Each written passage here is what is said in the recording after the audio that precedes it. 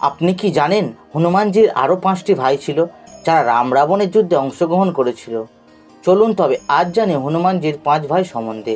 হনুমানজির সব ভাইদের মধ্যেই ছিল ভয়ঙ্কর শক্তি, এক মতিমান। বানর সৈন্যর মাতা ছিলেন। শত্রুরা যা করত, যা ভাবত, তার আগেই তিনি শত্রুদের চাল নষ্ট করে দিতেন। প্রতিদিন যুদ্ধের নীতি মতিমান তৈরি করত। 2.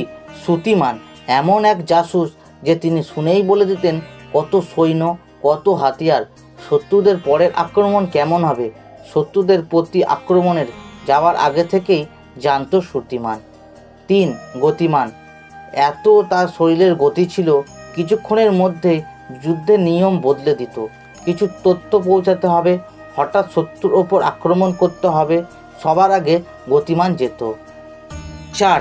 ধীতিমান, যখন সৈন্যর মনোবল ভেঙে যেত, পরিস্থিতি খারাপ হতো, তখন ধীতিমান একাই সমস্ত সৈন্যর মনোবল ফিরিয়ে তুলত। যুদ্ধে শুধু ক্ষমতার ধারাই নয়, বুদ্ধির জোরেও জেতা যায়। 5. কৃতিমান, অস্ত্রশস্ত্রে পারদর্শী। রাবণের মায়াবী সেনার শেষ করার জন্য কৃতিমানের সৈন্যদল সবসময় আগে থাকত, আলাদা আলাদা হাতিয়ার এবং আলাদা আলাদা আক্রমণ করত। এবার এটা ভাবুন, যখন এই 5 ভাই আর হনুমানজি একসাথে যুদ্ধে নামতো, তারা কেমন ক্ষমতা প্রদর্শন করত। সবাই বলুন জয় শ্রীরাম, জয় শ্রী বজরংবলী, জয় শ্রী গতিমান।